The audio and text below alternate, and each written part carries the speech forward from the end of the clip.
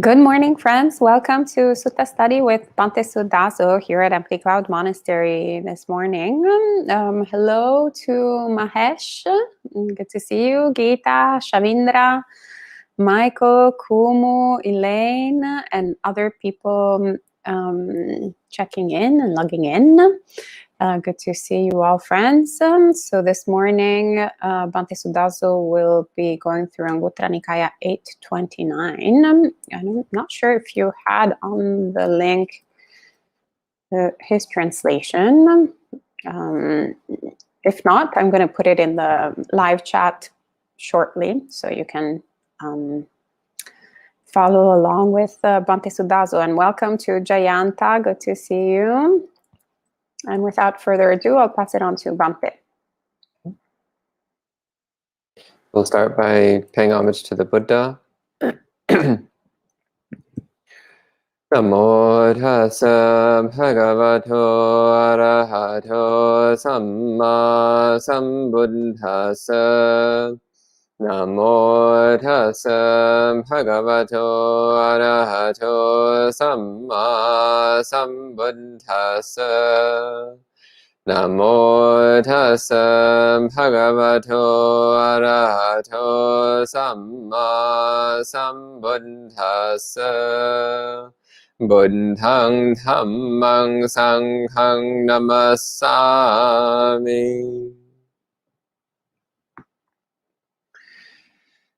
Good morning and good evening to those tuning in from Asia. So today we'll be looking at a discourse from the Anguttara Nikaya, chapter 8, sutta number 29, which is called the Akkhana Sutta, translated here as no opportunity. And to be honest, with such a depressing title, I'm surprised anybody logged into this talk. So congratulations for joining in. Buddhism sometimes gets accused of being a pessimistic religion. And what can I say? We speak about the facts, and the facts are not always pleasant and enjoyable. But more importantly is that we talk about the path to complete, unshakable, infinite happiness, which to me is the most optimistic thing imaginable. So although Buddhism can sometimes sound pessimistic, it's simply because we acknowledge the reality of the way things are. And in fact, Buddhism is infinitely optimistic. Because it talks about the capacity for enlightenment and the path for getting there. So as usual, I'll read through this discourse and I'll give some explanations as we go along, and then I'll take any questions that you might have at the end. So please feel free to enter questions at any time, and I'll address them after I've gone through the whole discourse. So the sutta begins. This is presumably the Buddha speaking. It says, "Monks, an uneducated commoner says, the world must seize the opportunity. The world must seize the opportunity, but does not understand what opportunity means or what no opportunity means." So this is introducing the topic of the sutta. So apparently at the time of the Buddha, there was a common idiom, which in Pali is kanakitcho loko. So loko means world. Kana means, literally it means moment, or instant, or occasion. But it also has the meaning of opportunity, like a good moment for something, a good occasion for something, the right moment. So kana has again, it literally means moment, but it has also the meaning of occasion or opportunity. And kitcha literally means something that is to be done, something that should be done. So kitcha is commonly used to mean a duty or a responsibility. So as in the Karniyametta Sutta, we find this phrase apakitcha, which means to have few things to do. Not a lot of things that you need to do. Not a lot of duties or responsibilities. But kitcha is also used just in the ordinary sense of meaning that something that is good to do. Something that is something that we should make an effort towards. So this phrase, kind of kicho loco, it's similar to people saying carpe diem, seize the day, take the opportunities that you have. So don't miss your chance. So it's similar to these ways that we talk in modern times as well. Like, don't miss your chance. Take the opportunities that you get.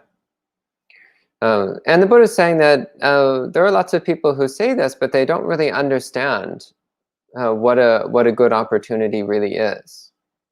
And so he's saying here, an uneducated commoner says these things. So uneducated commoner is a translation of the Pali term asuttava patujana. So asuttava literally means one who has not heard, which means one who has not heard the Buddha's teachings. And usually this has a deeper meaning. So someone who both hasn't heard the Buddha's teachings, or someone who has heard them but doesn't really understand them. So I've met quite a lot of people in the second category who they have listened to some Dhamma talks, they've read some books about Buddhism, but they just don't get it. So such a person would still be called asuttava. Even though they've heard the teachings, they don't understand them. And the second word in this phrase, patujana, so puttu literally means broad or ordinary, and jana means people. So patujana means an ordinary person, the way most people are. Patujana is sometimes translated as many folk, which is a very literal translation, but a little clumsy and awkward sounding.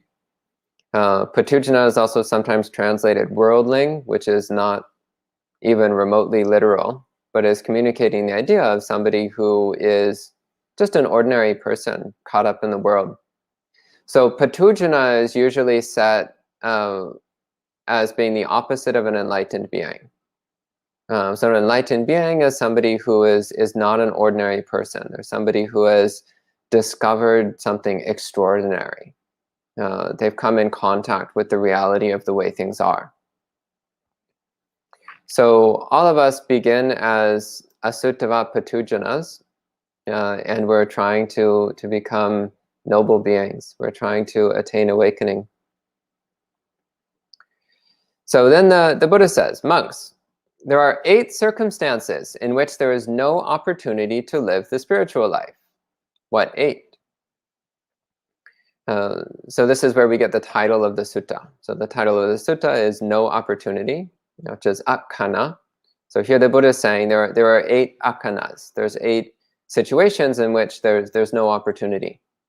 And in particular, he's focusing on an opportunity to practice the path to enlightenment.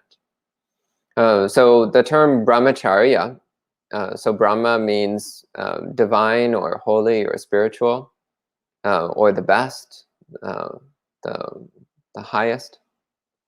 And charya means conduct or behavior.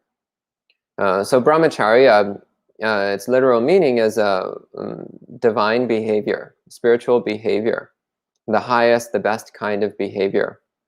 And usually in English, this is translated as holy life or spiritual life. And it's usually understood to refer particularly to monastic life. People who have left behind all ordinary worldly pursuits, all the ordinary worldly pursuits of money and fame and sensual pleasures, and instead have committed themselves entirely to realizing the highest spiritual truths through dedicated spiritual practice. And in the Pali Suttas, the term brahmacharya is also understood to automatically imply celibacy as an important part of leaving behind worldly activities and committing oneself fully to the spiritual endeavor. So the Buddha continues. He begins by giving some examples. So these 8 circumstances in which there's no opportunity to live the spiritual life, no opportunity to develop the highest, the best kind of life, which is, of course, the life committed to realizing enlightenment. He says, "Here, monks, a Tathagata has appeared in the world, an arhat, a rightly self-awakened one who has perfect knowledge and behavior, a sublime one, a world knower, an unsurpassed trainer of trainable people, a teacher of both divine and human beings, an awakened one, a fortunate one. So in other words, on this occasion, there is a Buddha in the world. And the Buddha is possessing all the ordinary qualities, well, extraordinary qualities, but all the qualities which are common to Buddhas.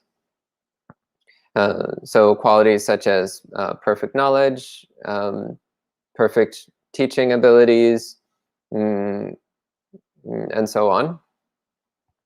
And he says, and he teaches the Dhamma which leads to peace, to complete enlightenment, to full awakening, which is declared by sublime beings.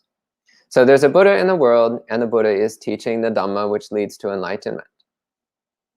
This also is significant because sometimes a Buddha arises in the world, but they don't teach. They choose not to teach. And this is one of the peculiarities of Buddhism, in that there are occasionally people who attain awakening, but for one reason or another, they have no inclination to share that knowledge with others. But on this occasion, it's talking about a time when a Buddha does arise in the world. So somebody attains full enlightenment, and they're teaching it to other people. So this is a really wonderful and rare opportunity. However, the Buddha says, and this person has been reborn in hell. In other words, there's a Buddha in the world, they're fully enlightened, they're teaching the Dhamma, but you are in hell. So when you're in a hell realm, you have no opportunity to hear the Dhamma and no opportunity to practice the Dhamma. So the Buddha says, monks, this is the first circumstance in which there is no opportunity to live the spiritual life. So this is emphasizing the importance of refraining from evil behaviors, refraining from making any kind of bad karma. Because when we generate any kind of bad karma, then there's a very good chance that we're going to be reborn in a hell realm, which means we might miss our opportunity to encounter a Buddha, we might miss our opportunity to hear the Dhamma, and we might miss our opportunity to practice the path to awakening. Instead, we'll just be languishing in misery in one of the hell realms for a very, very long time. And if you're exceedingly fortunate, with some very good karma mixed in with all your very bad karma, then you might meet Jizo Bodhisattva in the hell realms. So Ditsang Pusa, the Bodhisattva who vows to teach beings in the hell realms. But that requires that you have some good karma already. If your karma is exclusively bad, then you will not encounter Jizo Bodhisattva. You'll just encounter the wardens of hell who are not interested in helping you, they're just interested in torturing you. So it's also good to reflect over the countless lifetimes that we've already lived. How many times has a Buddha arisen in the world and been teaching the Dhamma, but we weren't there to hear it because we were in one of the hell realms? And the answer is more times than we can count. Isn't that depressing? Next one.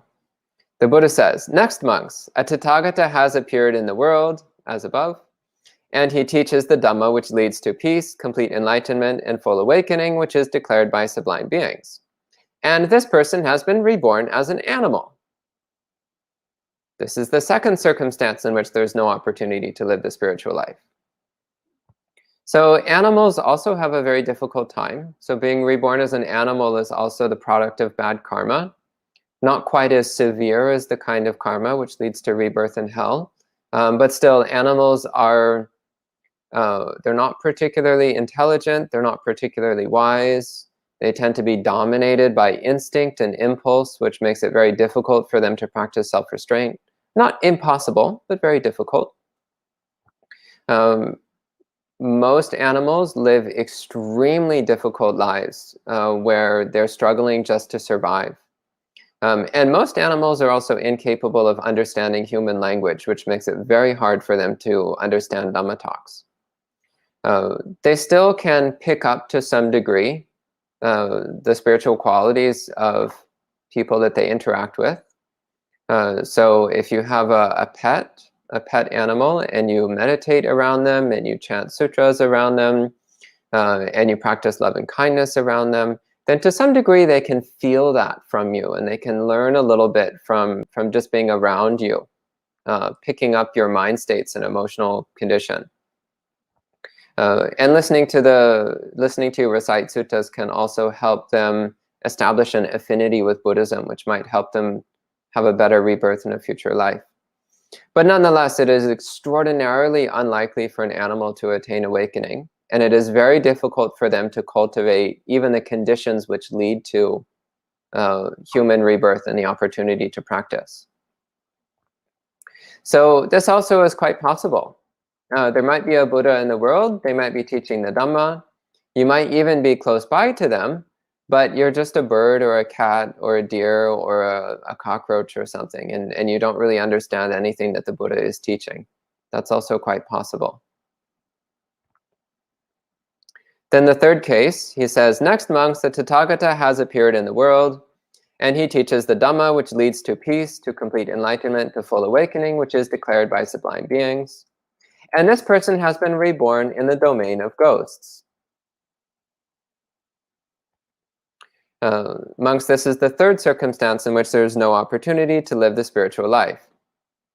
So the domain of ghosts, so in Pali it's called petas.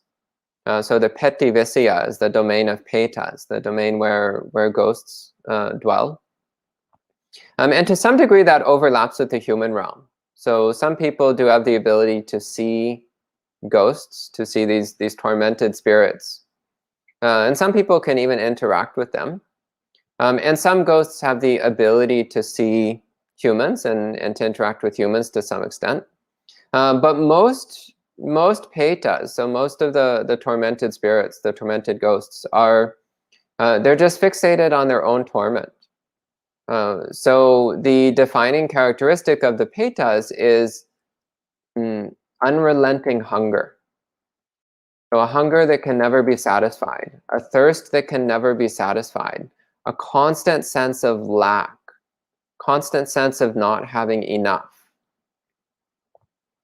So this is similar to the mind of an addict. An addict always has this feeling of not having enough, of not getting enough of what they need. So this is the mind of the petas. It's this constant sense of their basic needs being always unfulfilled. So when the mind is completely consumed with that unrelenting hunger, that unrelenting craving, then it's very difficult to pay any attention to the Dhamma. And that's even assuming that you're one of the very few petas which has the ability to see and hear humans, and which is there when the Buddha is teaching Dhamma. So it does happen. There are accounts of spirits being able to listen to the Buddha's teachings and developing some understanding based on that. You can also share merit with petas.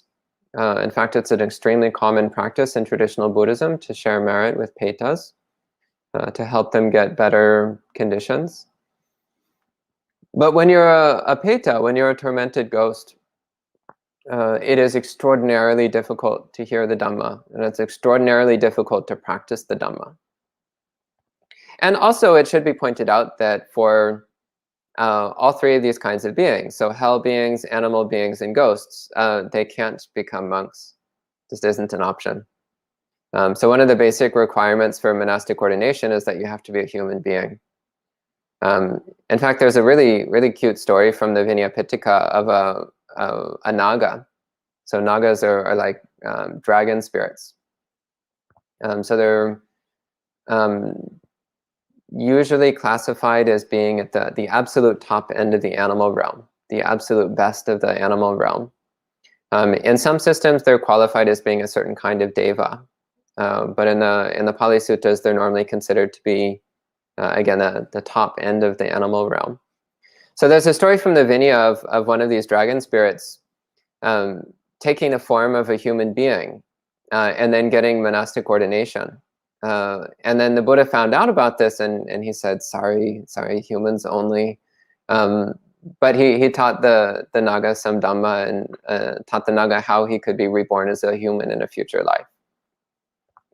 So point is, not only is it difficult to hear the Dhamma, understand the Dhamma, and practice the Dhamma when you're a non-human being, it's also not possible to become a monastic. Then the fourth case, a Tathagata has appeared in the world and is teaching the Dhamma. And this person has been reborn as a divine being with a long lifespan. So that sounds pretty good, doesn't it? So Dighayu Kang Deva Nikayam. So one has appeared in a group of devas which has a very long lifespan. You might be like, well, what's wrong with that? This is actually the result of extremely good karma. If you perform a lot of acts of generosity and kindness and courtesy and respectfulness, then there's a chance that you can be reborn as a long-lived deva. So an angelic being, a divine being, which live very pleasant lives, very long, easy, enjoyable lives. The problem is that most devas are so fixated on pleasure that they have no interest whatsoever in learning the Dhamma. Most of them don't even bother to pay attention. Many devas have lived through countless Buddhas coming and going in the human world, and they've never devoted even a single second to them. So there are devas which live for eons upon eons upon eons, and Buddha after Buddha appears in the world, and the deva never goes to listen to them. Because why would they? Their life is great. This Buddha's talking about suffering, and the deva's like, well, I don't have any suffering. My life is awesome. I don't need to hear all this boring, irrelevant stuff about suffering. Or more likely, they just don't pay attention at all. And so there are some devas which do come and listen to the Dhamma, but then they don't bother to practice because it's hard for them to relate to the Buddha's teachings since their lives are so pleasant. They tend to be distracted by the pleasure of divine life. And so their long lifespan goes on and on and on. The coming and going of a Buddha is like a blink of an eye to them. It's just a few seconds in their incredibly long life. So it's not very significant to them. It doesn't seem relevant. It's just like a little flash of light that fades quickly. And then they get on with their deva life. So again, this is actually good karma to be reborn as a deva, but it is obstructive to practicing the spiritual life. Only a few devas wind up practicing the Dhamma, and usually it's devas in the lower deva realms. The lower deva realms, which are only just a little bit higher than the human realm. Usually those are the only ones which practice Dhamma. The higher devas, they don't even notice most of the time. And if they do notice, they're not interested most of the time. Then the fifth case, this one I find particularly amusing and a little close to home. He says, next monks, a Tathagata has appeared in the world and teaches the Dhamma which leads to peace, complete enlightenment, full awakening, which is declared by sublime beings. And this person has been reborn in a distant country, surrounded by unwise barbarians, aka the United States of America, where no bhikkhus, bhikkhunis, male lay disciples, or female lay disciples go. So actually this is encouraging, is that over the past 150 years, we've actually had quite a number of Buddhist monks and lay people who have been coming to this country and sharing the Dhamma here. But you go back a few hundred years, and even 200 years ago, there were no Buddhists in this country. There was nobody who could teach the Dhamma. Same in most of Europe. You go back a couple hundred years and nobody even had any clue what Buddhism was, except for a couple people who had some contact with Asia or had seen something of the strange religions in the Far East. But most people, they had absolutely no idea. So although we've been living for 2,500 years now, we've been in the era of a Buddha, when the teachings of a Buddha are still available. Most people for the past 2,500 years have been born in countries where they had no access to Buddhism. Countries where there were no Buddhist monks, where there were no Buddhist lay people, and no opportunity to learn the Dhamma. And that's all changed in the last few decades. Buddhism has become much more accessible worldwide. But it's still quite challenging. So to be born in a non-Buddhist country with very few Buddhists, with very few monks, with very few Buddhist teachers, still makes it very difficult to practice the Dhamma. So again, it's the result of extreme good karma to be born in a Buddhist country, to be born in a Buddhist family, to be born in a Buddhist culture, to be born somewhere where there are Buddhist monks that you can go to. So bhikkhus and bhikkhunis that you can go to learn the Dhamma from. Fellow lay practitioners that you can practice together with and support each other. That's the result of extreme good karma. So just a shout out to all of our Asian Buddhist friends who have been born in Buddhist countries. Good on you. Congratulations for your extreme good karma. Slight touch of jealousy, I can't deny, but I'm trying to practice mudita on this one. So I didn't even encounter Buddhism until my teens, until I was 17. Whereas other people, they're the moment they pop out of the womb, their parents are already chanting suttas to them. So, Bhante Sumita, your good karma is remarkable. May we all have such good karma. Sadhu, sadhu, sadhu. So the next one, it says, monks, a Tathagata has appeared in the world and teaches the Dhamma, etc. And this person has been reborn in the central country. So the term central country in Pali is Majjhima Janapada, and that refers particularly to the country where a Buddha is teaching. So this time around, that would have been northern India.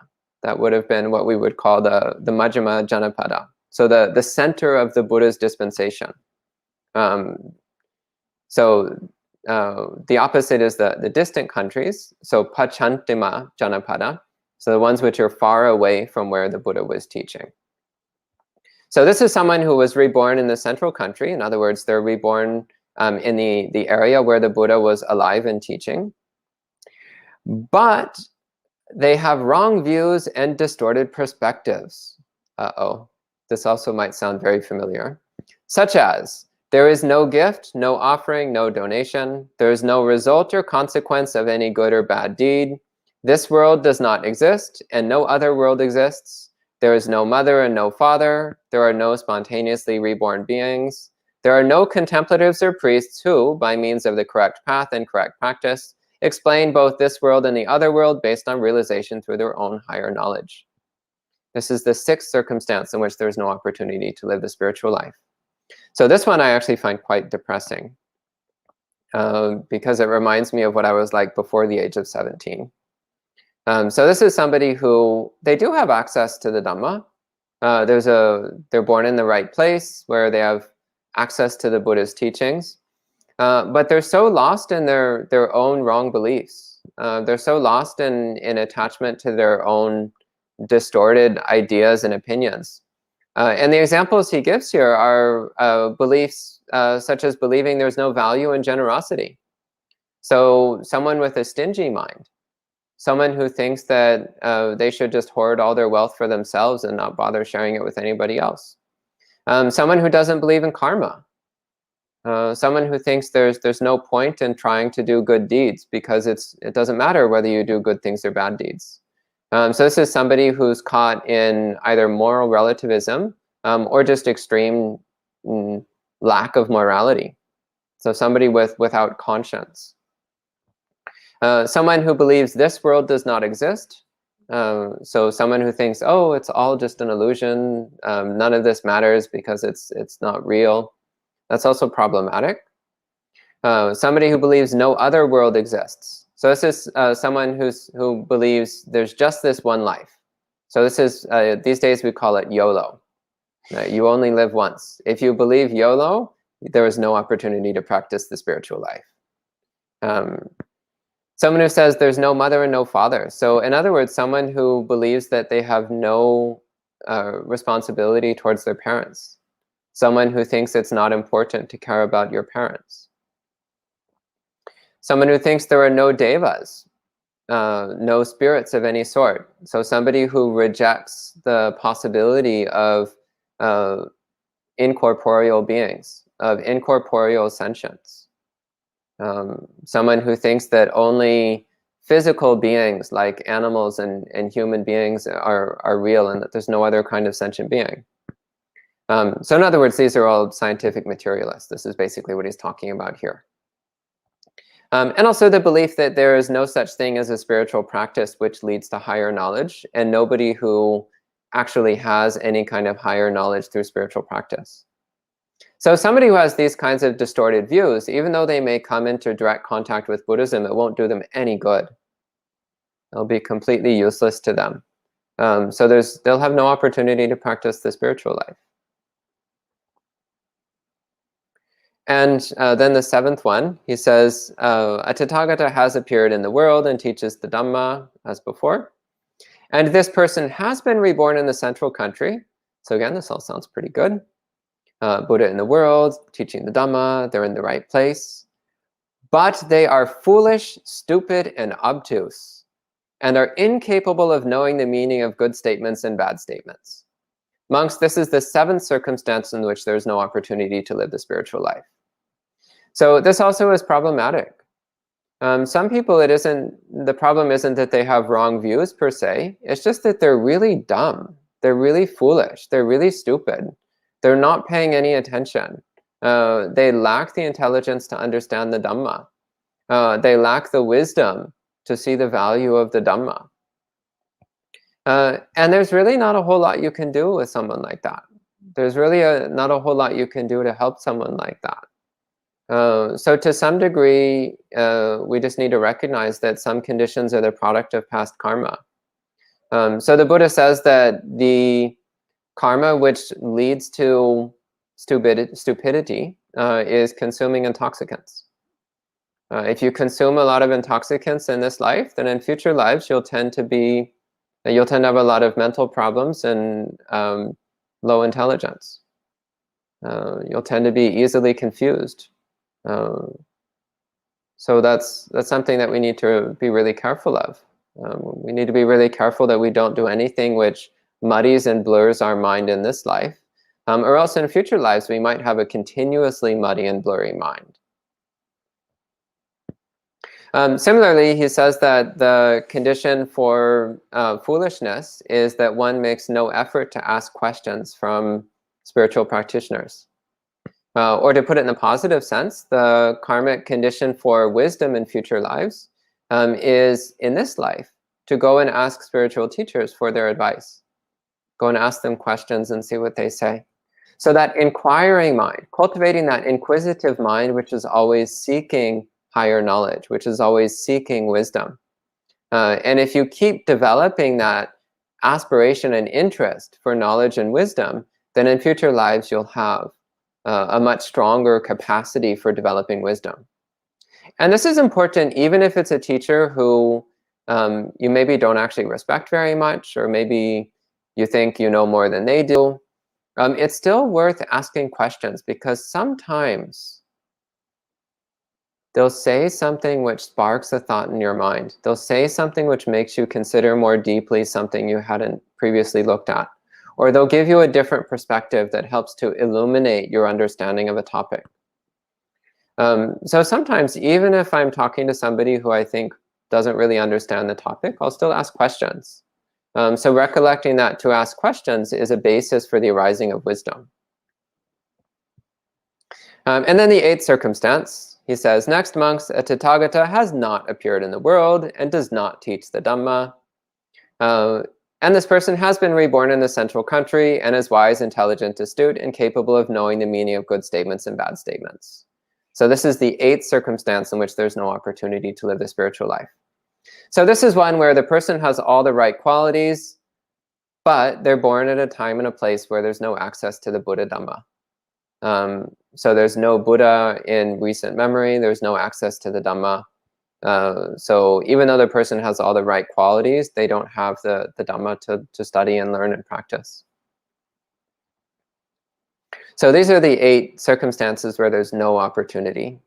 So at this point you might be a little bit depressed, but now the Buddha gives the good news. He says, monks, there is only one circumstance in which there is the opportunity to live the spiritual life. What one? Here, monks, a Tathagata has appeared in the world, and teaches the Dhamma which leads to peace, complete enlightenment, full awakening, which is declared by sublime beings. And this person has been reborn in the central country and is wise, intelligent, astute, and capable of knowing the meaning of good statements and bad statements. Monks, this is the one and only circumstance in which there is the opportunity to live the spiritual life. So the good news is, that's us. So we have been born in a time where there's a Buddha in recent memory. We still have access to the Buddha's teachings. Hopefully, we're relatively wise, intelligent, and astute. Hopefully, we're capable of knowing the meaning of good statements and bad statements. Hopefully, we're not holding on to any of the wrong views that were mentioned earlier. So then we do have this wonderful opportunity. So coming back to the beginning, so there was this idiom, like, seize the opportunity. Well, the Buddha is saying you have this opportunity, and it's not common. So the Buddha here gave 9 circumstances which might occur. And what he doesn't tell you, by the way, is that of these 9, by far the most common is where there's no Buddha in the world at all. That's by far the most common. So even the appearance of a Buddha is already a phenomenally rare thing. So then to be around at a time when a Buddha has appeared as a human with enough intelligence and wisdom to understand the Dhamma, this is an extraordinarily rare opportunity. It's one that we get only once in 100 million lifetimes. So it's something that we really want to make the most of. And then the sutta ends with a series of poetic verses, which are more or less just summarizing what the Buddha already said. So I'll go through this fairly quickly because it's not really giving any new material. So it says, there are those who acquire a human life at a time when the true Dhamma has been taught well, but who do not seize the opportunity. They miss the opportunity. It has been said that there are many circumstances where there is no opportunity for the path and many obstacles instead. It is not often that Tathagatas appear in the world. To be in the presence of one is so very rare in this world.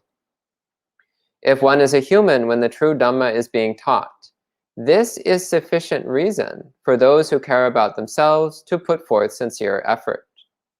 Try to understand the true Dhamma. Do not miss the opportunity. When the opportunity is gone, they sorrow, having arrived in hell. If one fails at this, the invariability of the true Dhamma, then like a merchant who fails to make a profit, one will be tormented for a long time.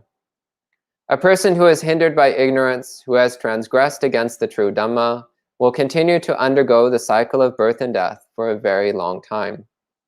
But those who acquire a human life at a time when the true Dhamma has been taught well, and who have enacted the teacher's instructions, or will enact them, or are currently enacting them, they know what an opportunity in the world is, the unsurpassed spiritual life. Those who practice the path taught by the Tathagata, those who are self-restrained and endowed with vision, who have been taught by the kinsman of the sun, they are always guarded, mindful, and uncorrupted. Having cut off all habits, they go beyond Mara's realm.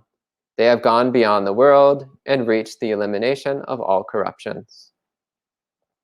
So that's the end of this sutta.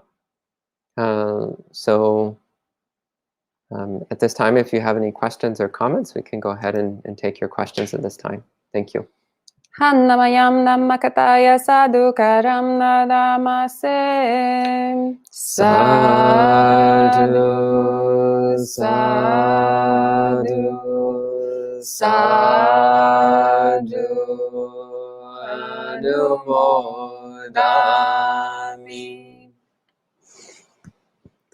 Thank you very much, Bhante, for sharing those words of Dhamma. And we have many people who have logged in. Much appreciation for the sutta and also rejoicing of their own karmic conditions. Yeah.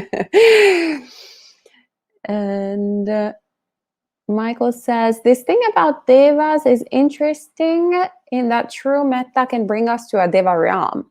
We bring with us our karma, our loving kindness. So I'm confused as to how we go from true loving kindness to this I don't care attitude here described.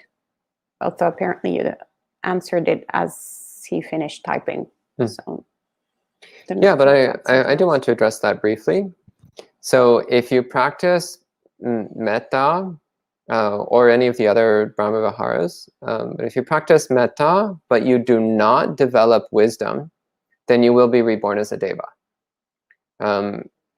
But if you practice metta and you also develop wisdom, such as the perception of impermanence or the perception of not self or the perception of emptiness, then you can attain full enlightenment. So metta by itself does not lead to enlightenment. However, metta is an extremely important part of the path which leads to enlightenment. It's just not the only part. It's kind of like how a car needs wheels in order to move. But if you just have a wheel, you don't have a car. It's a wheel, it's not a car. You need the whole assemblage of parts in order to have a car. So metta is very valuable and very important. But if you do only metta, then yeah, you'll just be reborn as a deva.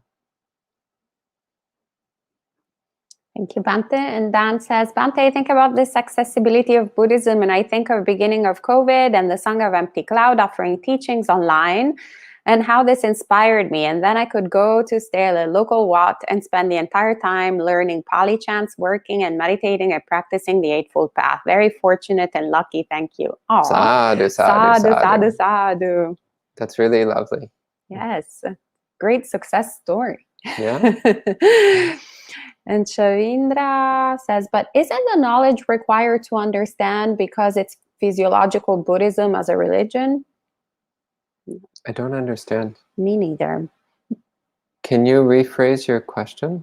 Yes, Shavindra, if you can rephrase your question, that would be very much appreciated. Dan says, I don't believe YOLO. Great. Good. That's one wrong view off the list. And Derek says, could Bhante please give a talk discussing true Dhamma versus counterfeit Dhamma in the near future, as the counterfeit is commonly now proclaimed? I could give a talk like that. It may anger many people, but I could give a talk like that. We'll put it on the list. And Boalam asks, what country are you from? Well, that's more of a monk chat question, but I'll just briefly answer. I'm from the United States of America. It's very easy. And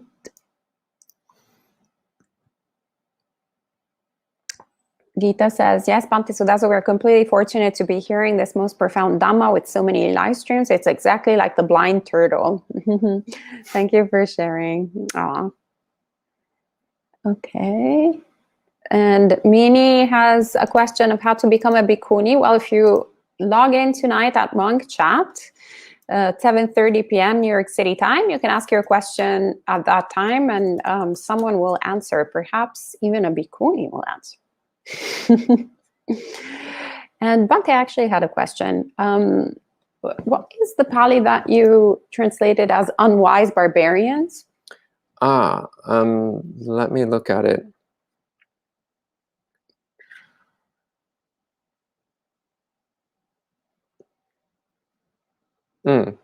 So unwise is avinyatara, and barbarian is milaka. Milaka? Yeah. Okay, interesting. Yeah.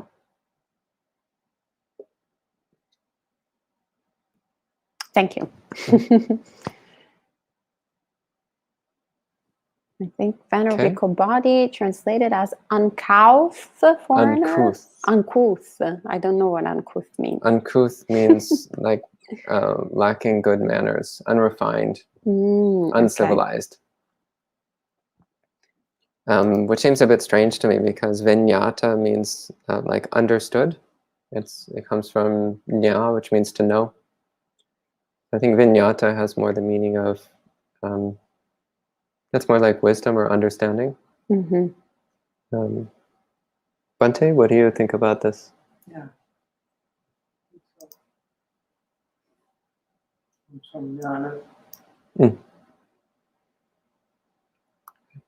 Any other questions or comments? Nico just says, thank you, Bhante, for being grateful for our life. However, it does take effect against an effort to make a rebirth. I don't understand. Maybe that it takes effort to impede the rebirth. It takes right effort, I would say. Yeah, I mean, realistically, just focus on developing Sila, Samadhi, and Panya. So you don't need to worry so much about stopping or starting birth. You just need to focus on developing morality, concentration, and wisdom. And the issue of birth and death works itself out. When you realize that there's no being that can be born or can die, then the whole issue evaporates.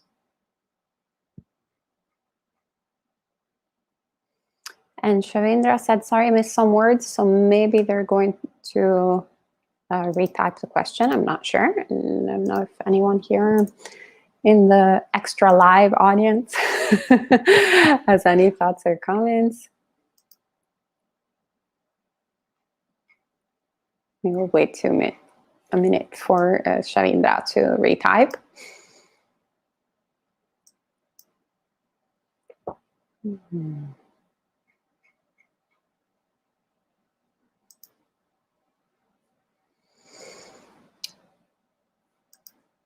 Dan asks, similar to what Derek raised, how do we skillfully relate to people who are talking with language of Dharma, but it is about their subjective experiences? Yeah, so the first thing is to know the Dhamma yourself. So this usually starts with reading the suttas. So one thing which I cannot emphasize enough is the importance of reading through all the suttas cover to cover. It doesn't take very long. So I've said this many times. If you do 20 minutes a day, then you will get through all the Nikayas in about 2 years. Very reasonable time commitment, and it will completely revolutionize your Buddhist practice. You will not think about Buddhism the same way again. Your understanding will be vastly deepened. But one very important thing that comes from reading through the suttas is that it finally tunes your BS meter. So that when people talk Dhamma, you will know whether or not what they're saying lines up with what the Buddha said. So this is very important. Otherwise it's just their opinions versus their opinions. It's like, oh, well, Bob says this, and Sally says that, and John says this, and Susan says that. Well, I guess everybody's opinions are equally valid.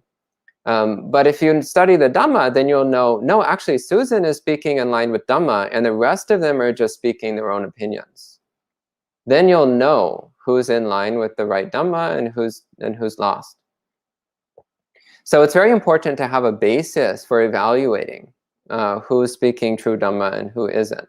And the main way you develop that basis is through reading through the suttas and practicing according to the instructions in the suttas.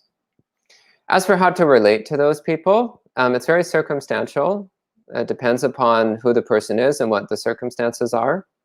Often the best thing to do is just not get involved. Just don't go to those Dhamma talks anymore. That's often the best approach.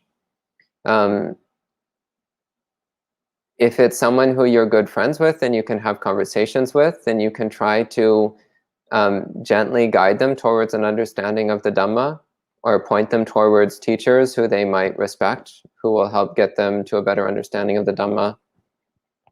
But sometimes somebody is just so deeply immersed in their own wrong views that there's really nothing you can do. And in that situation, don't worry about it. Just focus on your own right view. And other people, they have to muddle their way through as best they can. Someone who's not interested in relinquishing their wrong views, there's nothing you can do to help them. They have to develop a sincere willingness to relinquish their own views and come in line with the Buddha's teachings. You can't force that on anyone. And yeah, unfortunately, there are a lot of people in the world these days who say they're teaching Buddha Dhamma, but they're not. They're just teaching their own opinions. And that's very sad, but there's actually not much we can do about it except to make sure our own view is right. And to uphold and emphasize the teachers who we think are also teaching right view. Great, thank you, Bhante. And Mini asks, are Tathagatas beyond time and space? That is a very interesting and complex question, which is outside the scope of this topic. And also you will get a range of opinions on the matter. I will say this, time and space are things which are only relevant within samsara, and which depend upon a reference point. And the reference point that we use is our self-identity. So a being which is free of samsara and has no self-identity, how could they be caught by things like time and space? That's what I'll say. Thank you, Bhante. And Shavindra asks, isn't Buddhism a philosophy as not being a religion? And that's just word games. Whether you call Buddhism a philosophy or a religion is up to you. It depends on how you define those words. So different people define the words philosophy and religion in different ways, and then based upon that, they say Buddhism is one or the other or both or neither. I'm not really interested in that. I just practice Buddhism. Dan mentions how Ajahn Brahm says Buddhism is a religion for tax purposes. That's great. And Winton, good old Ajahn Brahm, Winton says, do you satisfy yourself now on your life? What you want to be in the next life? Like, do you decide what you want to be in your next life? I think something along those lines, yeah. You can. The Buddha does mention that if you have sufficient good karma, then you can decide what your next life will be. You can decide your next rebirth. But why would you want to? The only valid aspiration from a Buddhist standpoint is to aspire to have good conditions for practicing Dhamma. In fact, there's an entire school of Buddhism, which is in fact the most popular school of Buddhism worldwide. There's an entire school of Buddhism which is built entirely around aspiring to be reborn under ideal Dharma practice conditions. So Pure Land Buddhism, its entire purpose is aspiring to have the best possible Buddhist rebirth. So yeah, definitely you can. So realistically, that should be your plan B. Plan A, enlightenment in this lifetime. Plan B, ideal conditions to practice in your next life. So there's your plan A and plan B. There is no plan C. Great. All right. And on that note, I think that's all for this morning. We don't have any more questions. But you can, if you have any lingering questions on anything related to Buddha, Dhamma, and Sangha, you can tune in again at 7:30 p.m. New York City time this evening, and we'll have monk chat where you can just type in your questions and the monastics will answer live, or try to answer live anyway, to any queries you might have. And if you're around the monastery this weekend, tomorrow at 6 p.m. we'll have our usual meditation and Dhamma talk on the lawn, and our guest bhikkhuni, who is still quarantining, Venerable Vimalanyani, will be sharing some words of Dhamma. And then on Sunday will be the Upasata, and we have a special meditation retreat for that day. So you can find all the information online, and hopefully we'll see you here. There will be actually two you can either attend from 8 a.m. To all the way to 5 p.m. or you can come just from the meal onwards. All right. Shavindra actually has a question. Bhante, one question: with whom to discuss certain things as certain people, as we do not see their thoughts as in situation? Yeah, just ask questions. That's really the best you can do. Yeah, ask questions, and ask questions of many different people, many different teachers, and listen, consider. Yeah. Great. All right. Thank you. And we can end with 3 sadhus. Sadhu, sadhu, sadhu. May you all be well and happy and peaceful.